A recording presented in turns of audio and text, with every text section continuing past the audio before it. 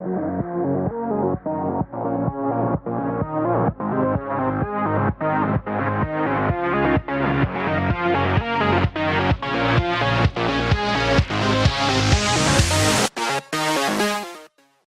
gamers and welcome to another exciting edition of Game Warp. I'm Elwood I'm Kim.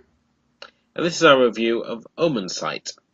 Omensight is a action adventure murder mystery narrative heavy game set in a world called Euralia where it's coming to an end, and you're brought in as a character called the Harbinger, which is the entity that is brought in when it's to prevent the end of the world. And as you are brought into this war-sieged world, you start having to figure out who had killed Vera, the godless priestess. And so you pretty much have to encounter certain situations before this end of the world creature is brought into the world called Vodin. And you keep having to go back into three characters' paths and choose different ways, learn different skills, and fight the hordes over and over again and level up, like an RPG, your character and whatnot, to finally figure out what's going on and probably save the world.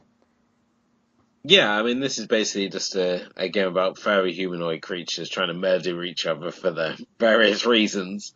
It's also a game where, as the Harbinger, you have the ability to travel back in time, and this is where you're going to spend the majority of your time as you relive the same 24 hours over and over again. Yeah, Um, because the clues that you gain on the different times that you go back will open different doors for you to really discover more into the pieces that fit as to who killed Vera, the godless priestess, which, because of her death, has brought on this curse of pretty much Vodin coming to the world and causing the end of the world. So it's important, I guess, to say that this is people call this the spiritual successor to Story's Path of Time, I believe. Yeah, and I mean we've also heard that people comparing it to Legend of Zelda Majora's Mask as well. And certainly when you look at the gameplay, it's very sort of hack and slash for the most part. You run around as various fairy creatures attacking other fairy creatures, and it's all sort of very cute and adorable until it stops being cute and adorable. Yeah. I suppose if you're a fan of like the better Cromwell Marrow books, then you might get a sort of kick out of these humanoid animal creatures. Certainly, the voice acting here ranges greatly from rather good to pretty subpar. So overall, this is I don't know if this is a game which you're best off playing and doing your own voices for it, but certainly there are anyone who's obviously like a fan of like as I said, Legend of Zelda, like Majora's Mask, and they'll probably get from that kick out the fight mechanics. The thing which obviously makes it stand apart here is obviously the time travel aspect and just going back over and over and viewing the game, viewing the same story from different aspects, um, which kind of like a Rashomon style tale, and obviously trying to achieve different goals. And I think we should be sort of thankful that each time you go back and you replay the same scene, that it differs just enough to make it not Yeah. seem like so much of a And chore. yeah, and it also lets you, if you've already gone through that repeat section and you're going back and you want to make another choice, it gives you the choice pretty much at the beginning of the level to go straight to the critical moment, which is nice because it saves you some time and it really, like, obviously you could play the whole thing again, and that probably would be the best way because you do need these shards that you collect in order to upgrade your weapon and your health and all kinds of special moves and all that sort of stuff. Obviously, me being the lazy gamer that I am, I always go for the critical moment right away because I'm not so much. I'm more of a narrative gamer than I am of an action gamer. So obviously, this game was a little bit out of my league, and I felt that it's not really for a casual gamer per se. It's more for a more experienced gaming experience, even if you chose the story focus. And I think one of the key points that's important is that, well, they give you a flexibility in difficulty. So pretty much if you're in the beginning, in the middle of a level, you can change your difficulty whenever you want by going into the menu. Yeah. which helps when you're, up against impossible bosses who at least seem impossible and you've already played it like 30 minutes or something. Yeah, I mean, this whole game is it's got very much creates its own illusion because, for a start, it's got lovely sort of cell shaded animation, so very reminiscent of like Borderlands, and you have all these different aspects, all these sort of tricks that it's bringing to the table, but you look at certain elements such as like the combat mechanics, and it's very sort of hack and slash, and Hmm. there are obviously like bits and pieces that you can sort of add on there, such as like you can slow down time and you can Yeah. sort of do sort of like dash and grab throw mechanics, and they're also got the usual sort of cooldown timer on them. So yeah, the combat, while it certainly looks impressive at times, it's very sort of basic. So I think your enjoyment really sort of depends on how much you like sort of a hack and slash style combat system, because it certainly isn't the most deepest system.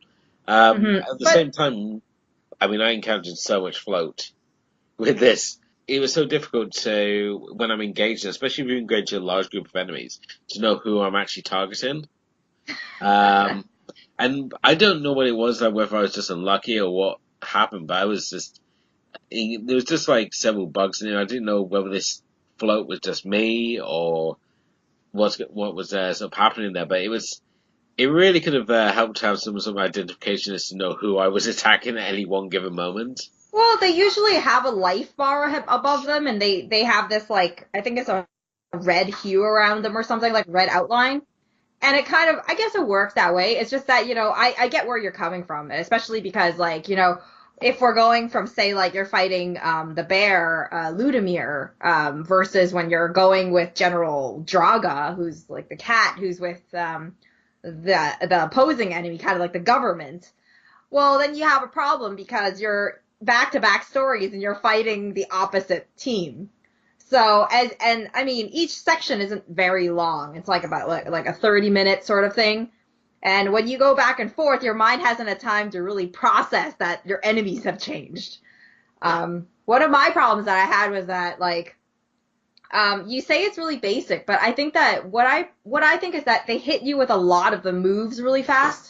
So a lot of things that you unlock really fast, and then you eventually like quickly learn what all these buttons do and all the moves that you can do. In one way, it's great if you're like quick at your feet and you really, really grasp controller, like I don't know, your controller buttons really well, and you know like the moves and really that sort of thing. But I mean, I'm a little bit slower at learning these things usually. It's mostly because I don't play enough action games. But like, so it's not the fault of the game. It's probably the fault of my own inexperience, I guess, and my own preferences. But like, I felt that, it took a little while to kind of remember what everything was because it was felt like kind of like an information overload for myself. The problem is obviously this is a very ambitious title for an independent developer, and I felt that so many times it was being limited by its budget and the fact that this could have been something that could have been really quite interesting if it had had more of a budget behind it, and certainly the ability to fix some of the sort of glitches that you encounter throughout it. Perhaps add a little more depth to the game you're sort of playing. I mean, it's certainly very I think, enjoyable, but sort of on yeah, a passable level, really, for myself. I really, yeah, I think I get where you're coming from. I feel like Spearhead Games, which is the developer, and we haven't mentioned it yet. Spearhead Games seems to make games which are more, it seems to want to combine the narrative and the action together, but they seem to lack the ability to kind of find that depth and that balance between the depth and I don't know, just making it engaging and just finding that balance where there's enough action and enough narrative to make it feel like you want to be immersed in this world more and more. Because, to be fair, as much as it changes, there is that sort of aspect that the hack and slash that you were talking about does get a little repetitive. After a few times, it feels like you really just want to, you either focus on the story or you focus on the action. Let's just not do this over and over again. This is kind of ridiculous at this point. And there, like, I appreciate the game a lot. Like, I mean, no kidding, Omensight was one of my anticipated games, and I can't remember if it made it onto our top 10 for 2018 because we did the collab post. So Sorry. So it was like, I do know that I was really excited for Omensight, and I was really, really happy that, we have a chance to try it out. And to be fair, a lot of things didn't disappoint me that much. I mean, the art style really lived up to it. I really like the character designs. I thought that, in general, yes, there are bugs, but I think because it's only been released like about a month when this goes out, it still has a lot of time to have updates and to kind of kind of craft it and kind of polish it a little bit more. And I'm sure that they're working on it in the background. I mean, the title is very ambitious, and in some ways, I think that the narrative here creates more depth than the action. But the action also has its challenges as long as you like choose the difficulty according to what works best for you. Yeah. So, what would you score Omensight? I mean, for myself, I think it's a 3 out of 5. I think there's certainly something there, and if perhaps the time travel mechanics have been done differently, rather than just relying on, we're just gonna do the same scene, just a little bit different, just to hold your interest, I think I probably would have enjoyed it more. But um, it's just at the same time, it's a game which has got far more ambition than it's got the sort of the means to pull it off, and it's kind of a shame. But they're certainly one of the more enjoyable independent titles we've played of late. And if you're looking for something sort of like for a throwaway 6 hours, then I think this is certainly not a bad game to do that with. Yeah, I agree. I'm definitely like I was thinking between 3.5 for myself as well. The game definitely has a lot of things that I love about it, and I mean I don't regret playing it or anything. And I definitely like the idea of the choices that we get and having different paths to go. But I still think there is a little bit too much repetition for it to be completely engaging, no matter how great like all the other design stuff is. Um, I mean, if they changed up the game, used the same character, same design, and there was just little tweaks here and there, like you said, this would be a really solid title. So this wraps up this episode. Thanks so much for watching. If you enjoyed this episode, please like, share, and subscribe. Head over to our home base, thatmomentin.com, to read gaming reviews. To get gaming news every single day, follow us on Twitter and like us on Facebook at Game War Podcast. You can check out our gaming obsessions over on Instagram at instagram.com/GameWarPodcast, and check out whenever we stream on our Twitch channel at Game War Podcast. Till next time, bye!